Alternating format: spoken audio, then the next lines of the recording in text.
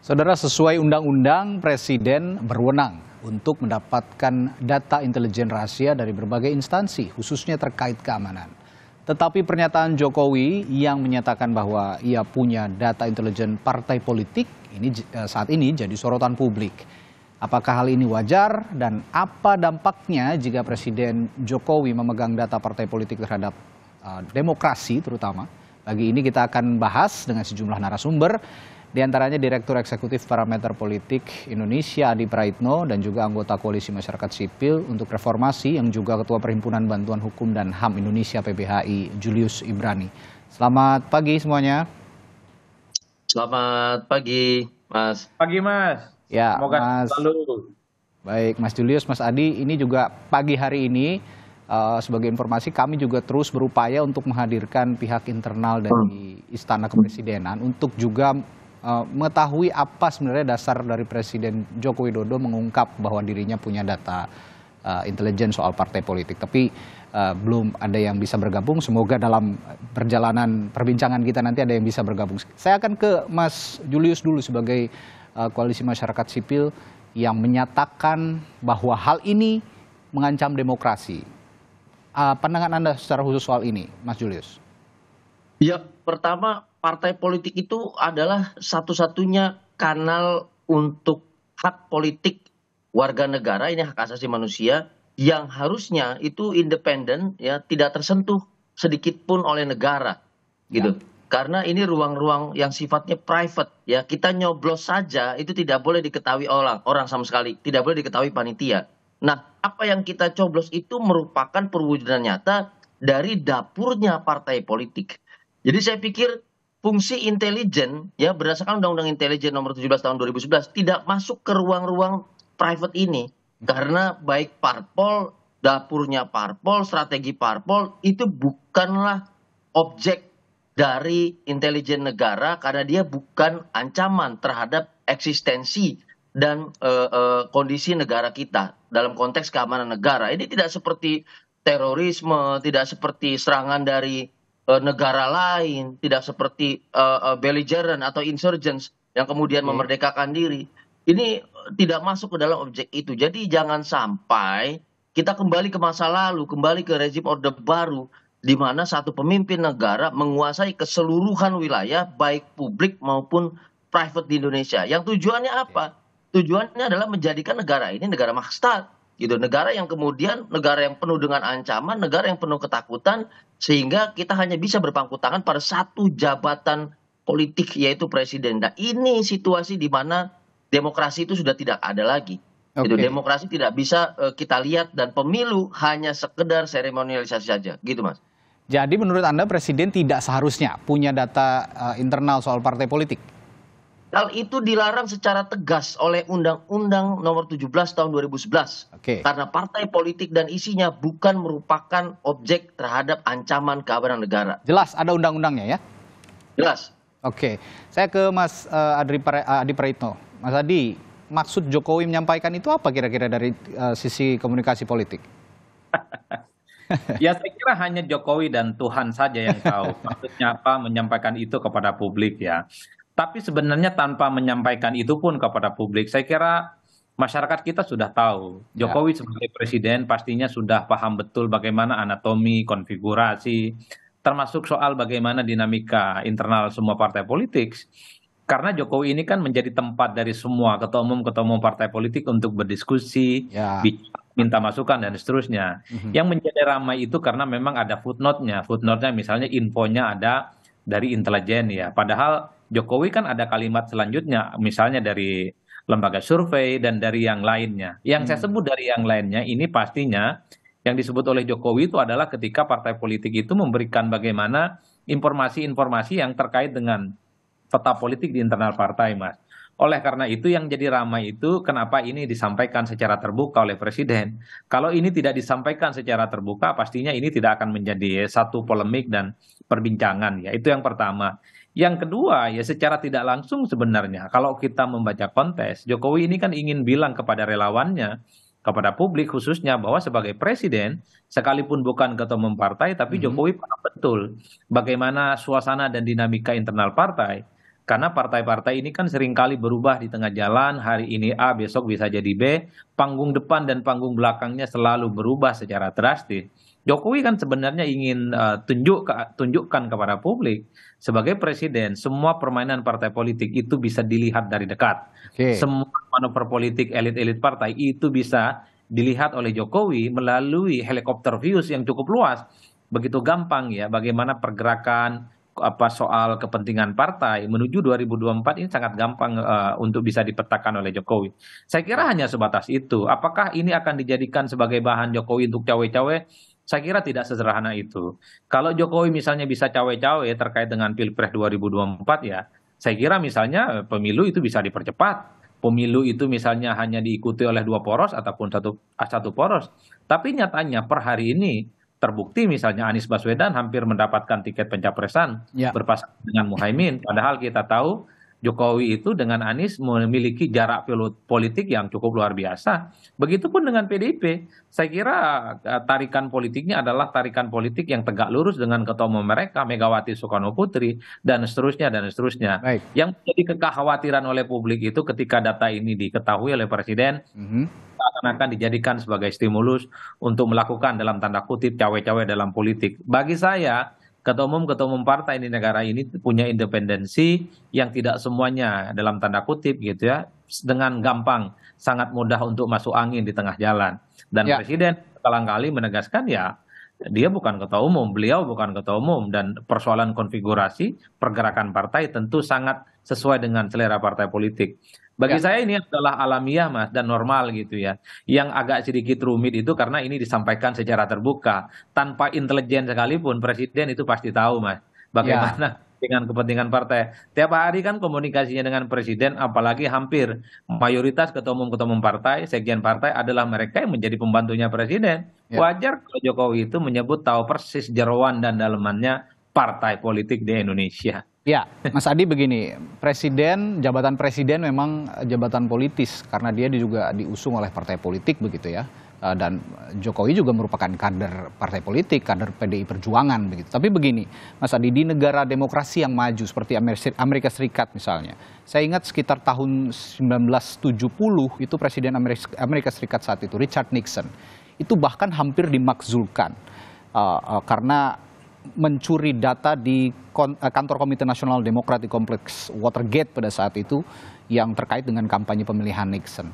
Ini di negara demokrasi yang sudah sangat maju, dalam hal ini Amerika Serikat. Nah, civil society saat ini bereaksi karena melihat bahwa kita sebagai negara demokrasi yang ingin maju seharusnya juga menghargai privasi civil society, karena partai politik ini juga merupakan bagian dari kelompok civil society, perwakilan dari kelompok civil society.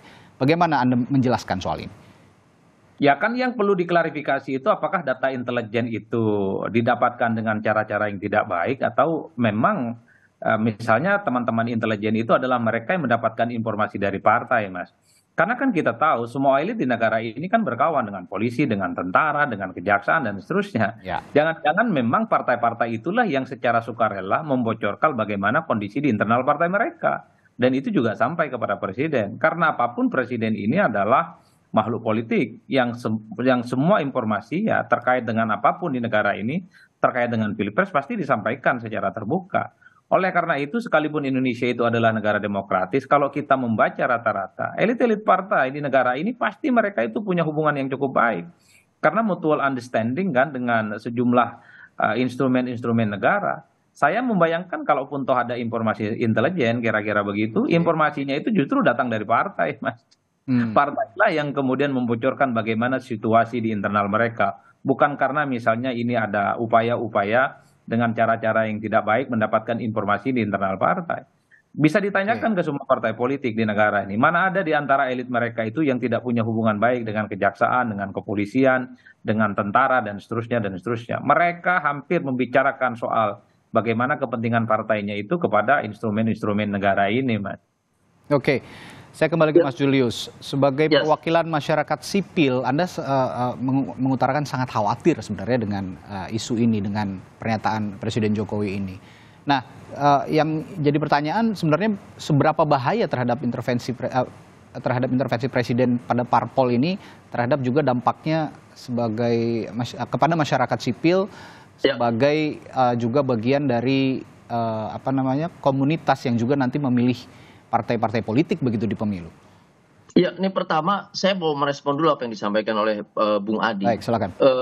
Berbahaya sekali jika kita tidak melihat konteks sejarah sama sekali. Ya, bersikap historis itu juga membuat kita tidak tahu arah jalan ke depan itu seperti apa.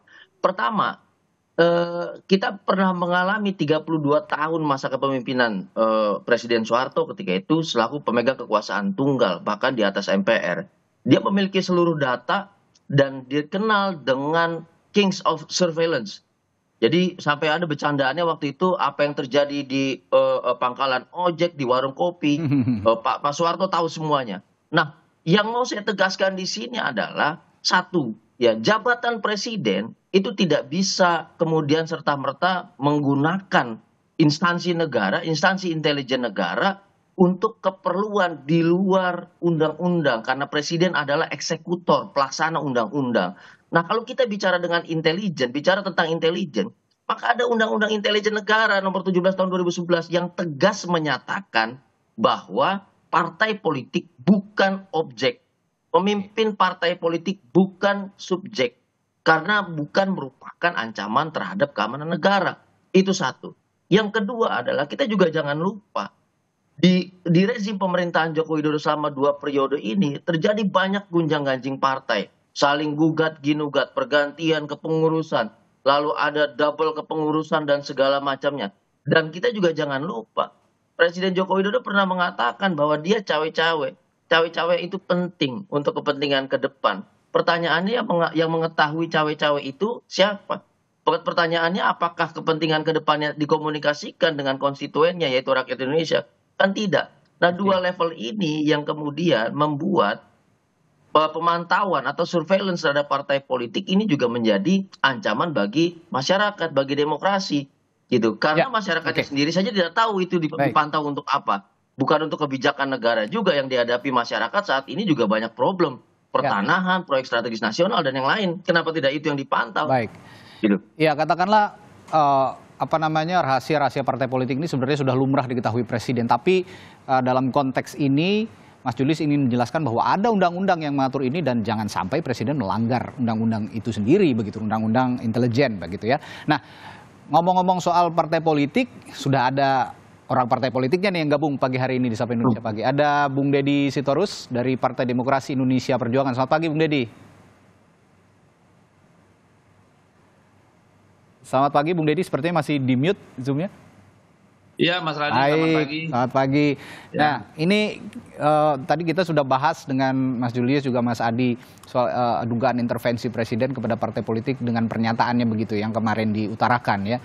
Soal saya tahu semua dalamannya partai politik. Nah, Anda sendiri sebagai orang partai politik Bung Deddy, nggak khawatir begitu jika partai Anda informasinya diobok-obok sama presiden? Ya, pertama saya tidak paham persis ya konteks utuh pernyataan presiden itu. Oke.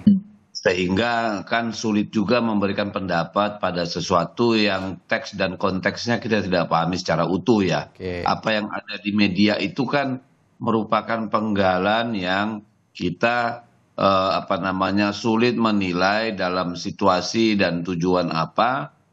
Latar belakang apa sebenarnya presiden mengucapkan itu satu hal dulu ya. Jadi sebenarnya kita mengomentari hal yang nggak jelas nih kalau menurut saya. Yang kedua ada 2 hal.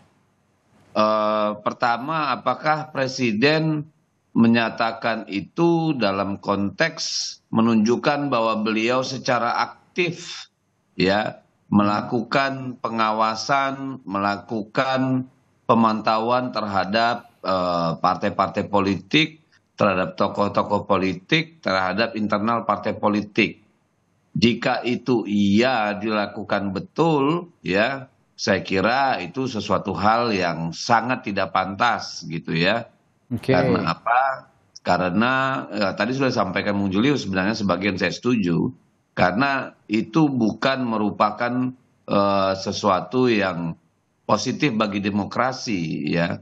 Di Oke. negara-negara lain bahkan presiden pun bisa jatuh karena kalau itu adalah sebuah upaya sistematis dari kekuatan negara untuk katakanlah mengawasi, mengontrol ya dari kelompok-kelompok masyarakat sipil apalagi partai politik gitu. Ya. Jadi itu satu pandangan ya. Yang kedua, kalau itu merupakan sesuatu yang datang seperti apa yang dikatakan oleh Bung Adi tadi, Ya.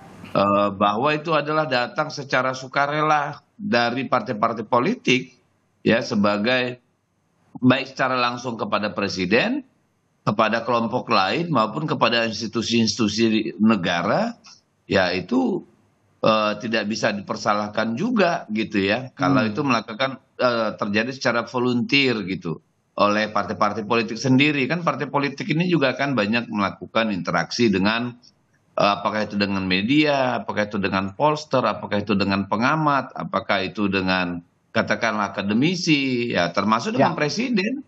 Banyak partai politik yang dikit-dikit presiden gitu. Yang kita juga nggak tahu kan. Ya. Ya, itu saya kira juga apa namanya harus kita cermati gitu loh. Ya. Nah, jadi saya kira yang ketiga saya ingin mengatakan bahwa sebenarnya soal masa depan Indonesia itu apa namanya ada partai-partai politik, ada rakyat Indonesia yang sebenarnya menjadi penentu gitu di samping takdir ilahi gitu. Bapak Presiden dengan menyampaikan betapa pentingnya pemimpin seperti ini itu sudah cukup menurut saya karena itu bukan tugas presiden lagi. Beliau sudah diberikan 10 tahun untuk menetapkan membuat landasan-landasan yang berguna bagi arah pembangunan maupun pijakan pembangunan bangsa ini ke depan. Ya. Jadi jangan juga terlalu jauh nih. Ini kalau kita tapi saya dengan apa ini catatan bahwa saya tidak secara utuh loh memahami gitu ya apa yang disampaikan presiden. Nah, tapi yang paling penting kalau menurut saya ya bahwa negara dalam hal ini diwakili oleh presiden maupun lembaga-lembaga yang punya kewenangan atau diberi tugas dalam hal keamanan, pemantauan gitu ya, itu memang tidak boleh gitu ya, tidak boleh secara langsung melakukan pengawasan terhadap partai-partai politik itu. Oke. Ya, jadi ada undang-undang, undang-undang intelijen dan sebagainya. Karena kedaulatan partai politik itu dijamin oleh undang-undang, dijamin oleh konstitusi kita. Ya. Jadi sebenarnya presiden kalau mau ngomong gitu pun ya terlepas dari apa konteks yang tadi saya bilang tidak pas itu, tidak boleh menyampaikan itu secara terbuka di publik gitu. Karena semua tahu memang presiden punya sumber informasi A1, ada lembaga-lembaga negara yang memang dibiayai oleh APBN kita untuk melakukan fungsi-fungsi demi keamanan negara, demi integritas wilayah, demi keselamatan bangsa, negara, dan semua aparatur pemerintah. Jadi nggak boleh itu ada pengawasan kecuali tadi secara volunteer oleh partai-partai politik yang genit tadi itu, gitu loh. Ya, Bung Deddy begini, saya perhatikan kalau dalam beberapa kesempatan begitu ya, Presiden Joko Widodo ini mengemukakan hal-hal seperti ini justru di luar agenda-agenda bersama partai Anda. Karena Pak Presiden juga sebagai kader PDI Perjuangan juga sebagai kader partai politik begitu. Nah, tapi ini dikemukakan seringkali di acara-acara relawan dan bukan hanya sekali ini saja. Sebelum-sebelumnya juga sempat menyinggung kalimat cawe-cawe begitu ya untuk pemilu 2024. Tapi ketika berada di acara PDI Perjuangan, cawe-cawe ini konteksnya dikaitkan dengan kepentingan bangsa dan negara. Tapi kalau di luar itu tidak ada embel-embel bangsa dan negara. Nah, apakah Anda melihat ini ada indikasi tujuan politik Presiden di luar PDI Perjuangan? Karena mau nggak mau ya PDI Perjuangan punya kepentingan juga terhadap Presiden karena PDI Perjuangan mengusung Joko Widodo begitu, Bung Deddy. Iya, yang bisa menjawab itu hanya Presiden sendiri. Apakah beliau punya hidden agenda atau personal agenda terhadap kontestasi pemilu itu apa namanya hanya Presiden yang tahulah begitu, beserta mungkin orang-orang terdekatnya. Tetapi ketika dengan PDI Perjuangan tentu memang beliau harus mengatakan dan selalu mengatakan bahwa dalam konteks cawe-cawe itu dalam konteks adalah soal Indonesia ke depan, gitu ya, soal bangsa dan negara. Tetapi kita juga harus sampaikan pada presiden, itu biarlah rakyat, partai politik, dan Tuhan yang Maha Esa yang menentukan itu. Oke. Presiden dengan bersuara menyampaikan visinya, menyampaikan concernnya, that's more than enough gitu. Oke. Selebihnya biarlah takdir yang bekerja gitu. Karena apa? Kita butuh juga membangun peradaban politik di mana presiden yang sudah 10 tahun menyelesaikan masa tugasnya, ya sudah, lebih dari situ bukan lagi tanggung jawab dia. Biarlah itu menjadi takdirnya negara, bangsa, rakyat, dan juga deritanya kalau misalnya salah memilih gitu. Tapi kami meyakini bahwa presiden tidak dalam konteks ingin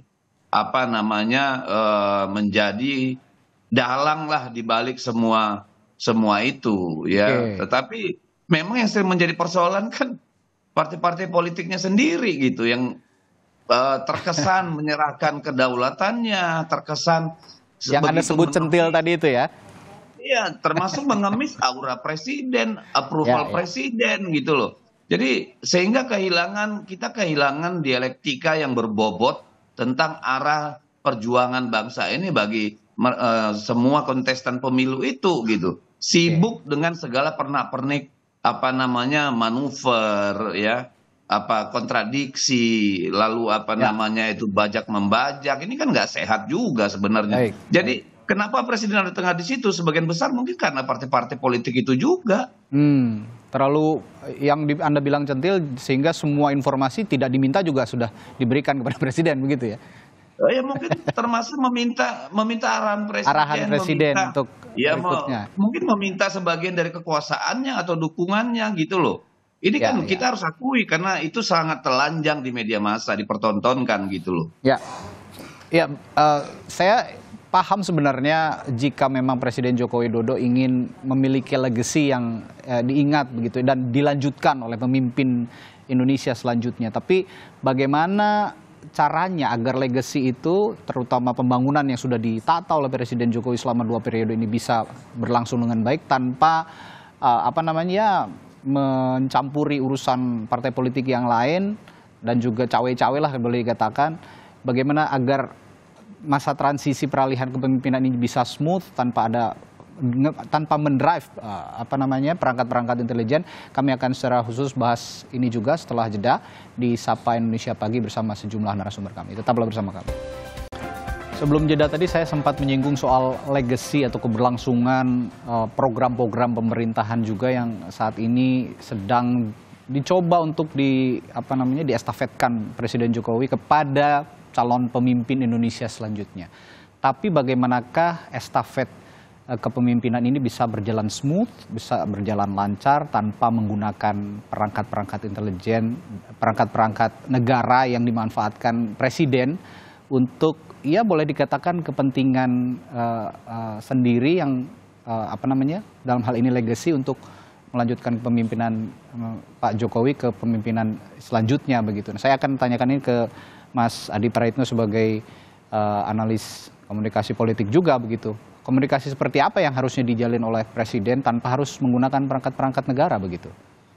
Ya, secara prinsip menurut saya Presiden itu cukup mengantarkan bagaimana pemilu di 2024 itu berlangsung jujur, aman, adil, dan kompetitif ya Mas. Karena apapun judulnya, siapapun yang bertanding nanti adalah mereka yang saya kira adalah potret yang terbaik menjadi bagian dari anak bangsa saat ini. Anies Baswedan, Ganjar Pranowo, dan Prabowo Subianto yang saya kira secara alamiah sudah mendapatkan seleksi politik minimal sampai hari ini. Ketiga nama ini adalah potensial untuk menjadi kandidat capres di 2024. Yang kedua, kalau kita membaca rata-rata secara umum, Ganjar, Prabowo Subianto, dan Anies adalah mereka yang tidak secara konfrontatif akan menghilangkan semua legasi yang sudah dibuat oleh Jokowi.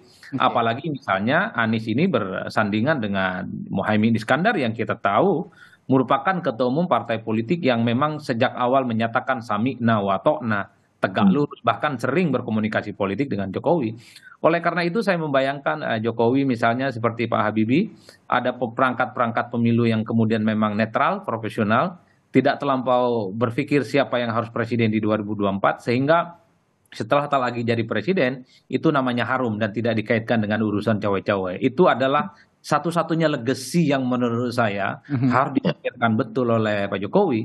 Kalau Ganjar Pranowo yang jadi presiden, kira-kira begitu, saya kira ini adalah satu partai dengan Jokowi. Kalau Prabowo misalnya jadi presiden, ini adalah Menhan, sekalipun mantan rivalnya 2 kali dalam Pilpres.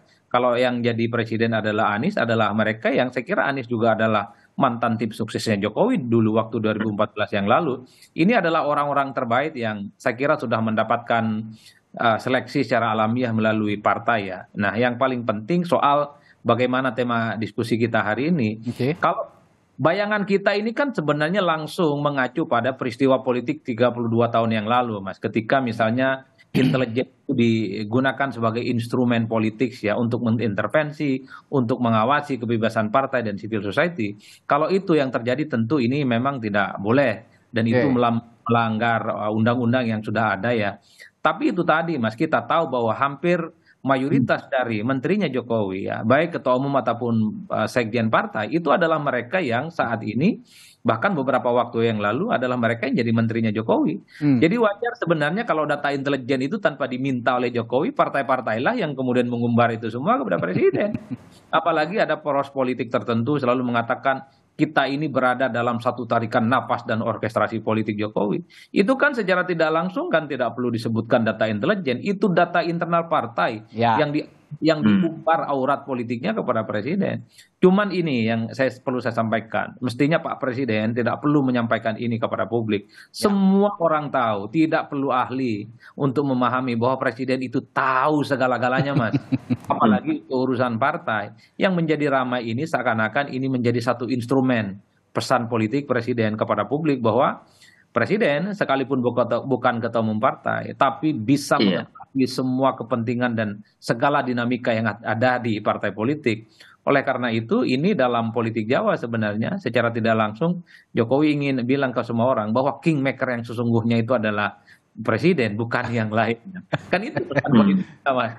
Oleh karena itu, bagi saya sekalipun data dan fakta sudah dimiliki oleh presiden, dalam banyak hal tidak semua partai politik itu bisa diintervensi dan masuk angin di tengah jalan. Kita tahu di partainya Bang Deddy Sitorus ini kan the one and only yang bisa memutuskan soal siapa capres dan cawapres adalah Megawati Soekarno Putri, bukan yang lain. Bahkan dalam banyak hal kita tahu Jokowi sering disebut sebagai petugas partai yang tentu saja itu tidak bisa diintervensi oleh siapapun karena tegak lututnya hanya kepada Megawati. Begitupun di poros politiknya Anies Baswedan.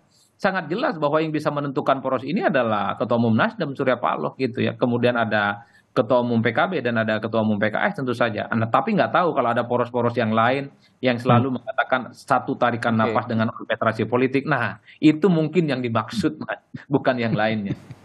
Iya, Mas Adi begini, kalau Anda mengatakan tadi tanpa diminta pun sebenarnya ketua umum partai politik yang notabene menteri-menterinya Jokowi sendiri di kabinet sudah menyodorkan data-data itu kepada Jokowi, tapi yang dirugikan sebenarnya bukan ketua-ketua umumnya. Untuk itu saya melihat kader-kadernya dan civil society yang memilih partai politik itu yang akhirnya merasa dirugikan karena kok ibaratnya begini, pilihan saya kok bisa diketahui banyak orang termasuk presiden begitu ya, kok tidak jadi pribadi lagi begitu, terutama kaitannya dengan pemilu presiden.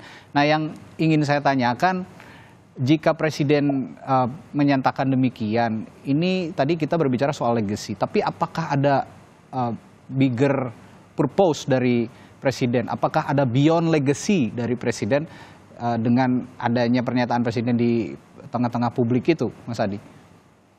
Ya sederhana itu tadi Mas, bahwa presiden ini sekalipun bukan ketua umum partai, tapi adalah yang terkonfirmasi sebagai sosok yang bisa melihat pertandingan Pilpres 2024 itu dari dekat, melalui helikopter view yang cukup luar biasa, bahwa partai politik yang seringkali bermanuver, iman politiknya berubah, panggung depan, panggung belakangnya seringkali mendadak berubah di tengah jalan, itu adalah satu tarikan napas yang tentu saja pastinya presiden itu mengetahui secara gamblang dan transparan.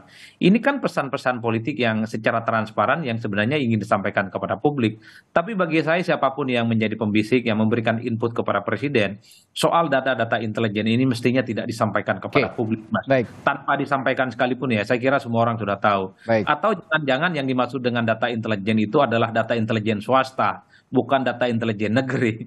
Kalau data intelijen swasta bisa dari mana aja, bisa dari tukang ojek, bisa dari partai politik, dari LSM, dari konsultan, dari lembaga-lembaga survei yang selama ini memang cukup dekat dengan pemerintah gitu ya. Ya, ya ke Mas Julius. Mas Julius, pertanyaan yang sama.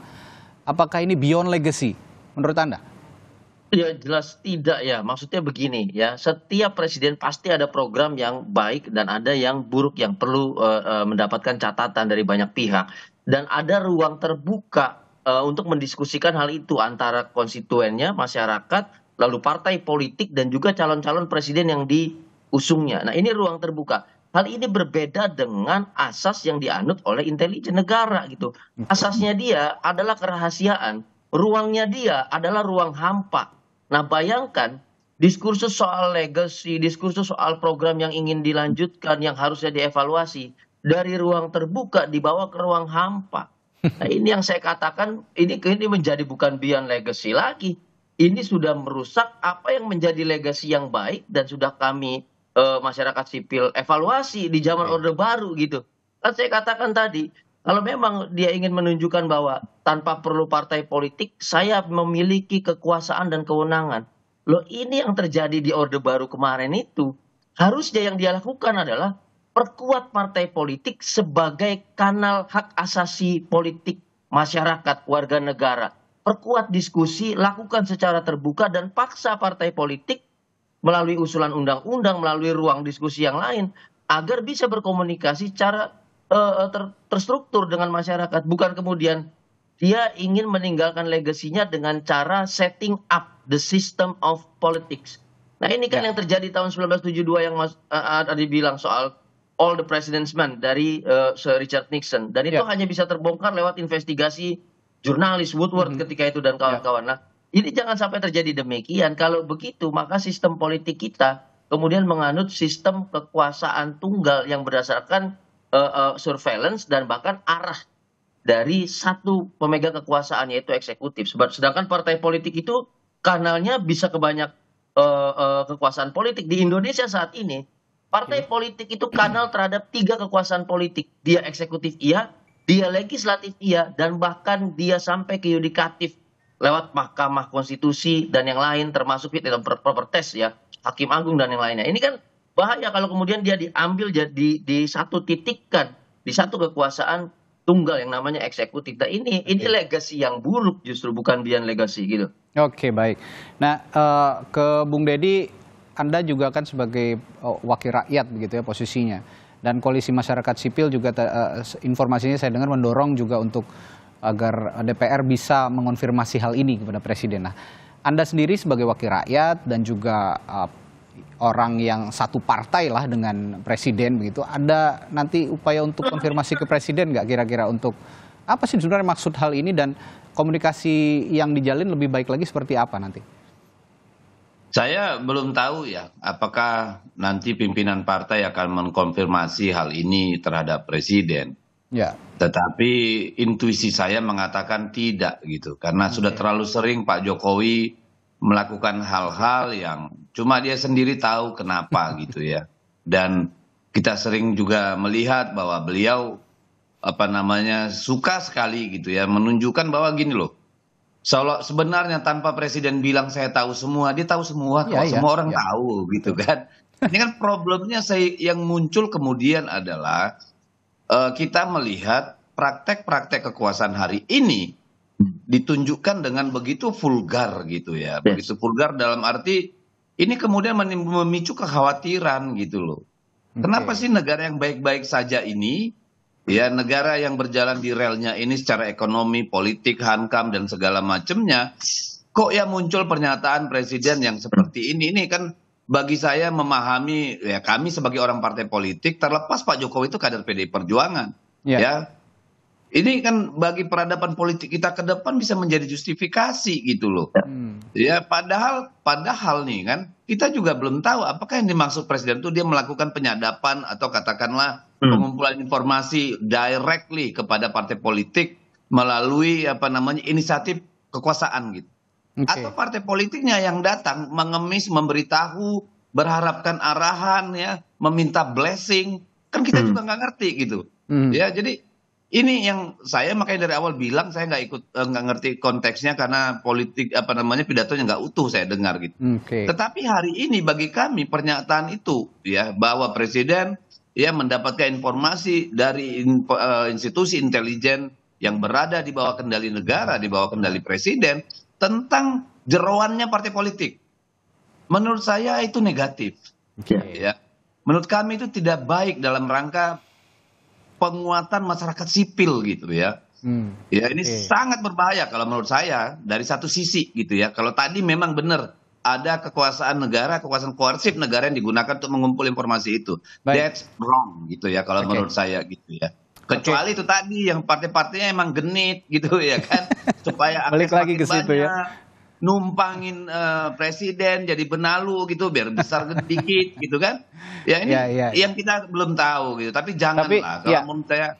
Tapi Bung Deddy begini, saya meyakini juga presiden ini bukan hanya punya pikiran sendiri begitu untuk memberikan pernyataan seperti itu. Ada advisor di sekelilingnya, ada penasihat-penasihat di sekelilingnya yang juga seharusnya bisa memberikan nasihat lebih baik begitu untuk tatanan demokrasi, apalagi presiden saat ini hendak habis masa jabatannya dan akan menghadapi pemilu 2024 begitu. Nah, Anda melihat apakah memang lingkaran presiden ini juga tidak ada yang bisa memberikan nasihat yang baik dalam tatanan demokrasi atau seperti apa?